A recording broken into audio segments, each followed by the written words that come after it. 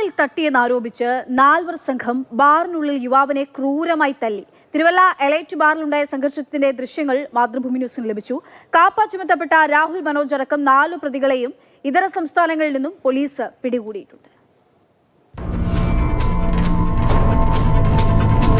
November 9 രാത്രി 8 മണി Thiruvalla elite ഹോട്ടലിൽ നിന്നുള്ളതാണ് CCTV ദൃശ്യങ്ങൾ.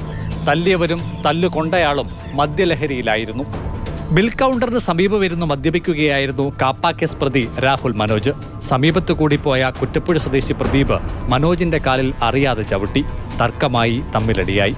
രംഗം കണ്ട രാഹുലിന്റെ സുഹൃത്തുക്കൾ ജിജോ ജോയി, ആദിത്യരാജ്, കിരൺ വില്യം തോമസ് എന്നിവരും ഒപ്പം ചേർന്നു. ഇതിനിടെ ഒഴിഞ്ഞ ബിയർ കുപ്പി കൊണ്ട് ഒരുവൻ പ്രദീപിന്റെ തല അടിച്ചു പൊട്ടിച്ചു.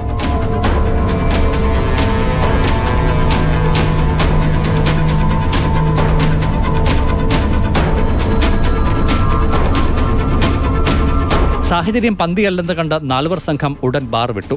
വാടകയ്ക്കെടുത്ത കാറിൽ ബംഗളൂരുവിന് മുങ്ങി. പ്രതികളുടെ മൊബൈൽ ഫോൺ ടവർ ലൊക്കേഷൻ കേന്ദ്രീകരിച്ചായിരുന്നു അന്വേഷണം. 3 പേരെ ബംഗളൂരുവിൽ നിന്നും പിടികൂടി. ദൗത്യം ഏറെ ശ്രമകരമായിരുന്നുവെന്നാണ് തിരുവല്ല പോലീസ് വിശദീകരിക്കുന്നത്.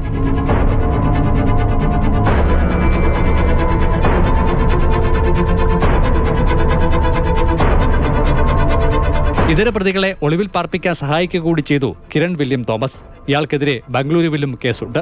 കാപ്പ കേസിൽ ജയിൽ ശിക്ഷ കഴിഞ്ഞിറങ്ങിയ കൊയിലാണ്ടി രാഹുൽ എന്ന് വിളിക്കുന്ന രാഹുൽ മനോജാണ് 1-ാം പ്രതി. ഇയാൾ കാർ സഹിതം കോയമ്പത്തൂരിൽ നിന്നാണ് പിടിയിലായത്. വധശ്രമം, കവർച്ച, ആയുധം കൈവശം വയ്ക്കൽ തുടങ്ങി 20-ലധികം കേസുകൾ ഇയാൾക്കെതിരെയുണ്ട്. ജില്ലയിലെ വിവിധ സ്റ്റേഷനുകളിലും കോട്ടയം ഈസ്റ്റ് പോലീസ് സ്റ്റേഷനിലും ഇയാൾക്കെതിരെ കേസുകളുണ്ട്.